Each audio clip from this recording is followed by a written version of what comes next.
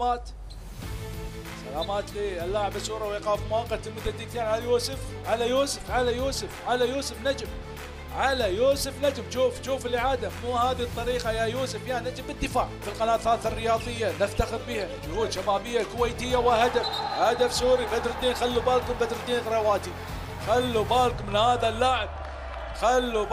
هذا اللاعب بدر الدين غرواتي. هذا اللاعب الجميل الرائع 39. هذا بدر الدين والله كاني ادري قاعد اقول لكم خلوا بالكم من بدر الدين غريواتي. وسجل وسبيل الى الغريواتي تسديده وهدف.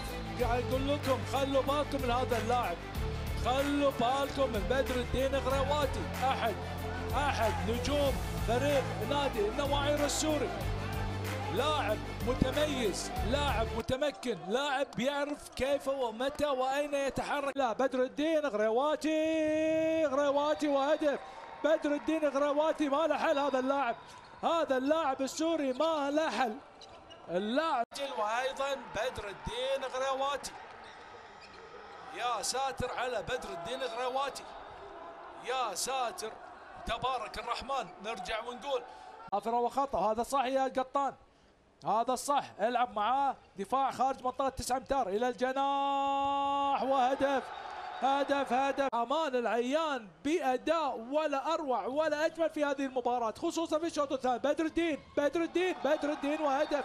بدر الدين غريواتي. لا الفريق السوري من خلال ما نشاهده في هذه البطولة.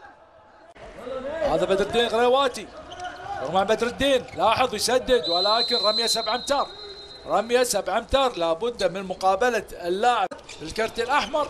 4 على 6 صعبة، 4 على 6 صعبة وهدف صعبة. 4 على 6 لاعب. لاحظ حتى الحكم محمود بالجاد يقول له على بذراعه، يقول من الذراع عملية الضرب. فاتوقع الكرت الاحمر على ما اعتقد والله اعلم ان الكابتن حاط ايده بجيبه. قلنا لكم الله يسر والله. مثل هذه المباريات اصحاب البنيه الجسمانيه مثل الفريق السوري، الكره مع الفريق السوري خلاص الكرت الاحمر. وعبد الرحمن وهدف.